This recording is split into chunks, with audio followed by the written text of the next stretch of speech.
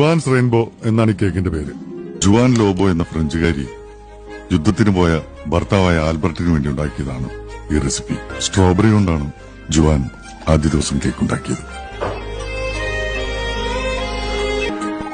യുദ്ധം അവസാനിച്ചില്ല. വരാമെന്ന് പറഞ്ഞ ദിവസം ആൽബർട്ട് വന്നില്ല. പിറ്റേന്ന് ജുവാൻ ഒരു പിസ്താ കേക്ക് ഉണ്ടാക്കി ആൽബർട്ടിനെ കാത്തിരുന്നു.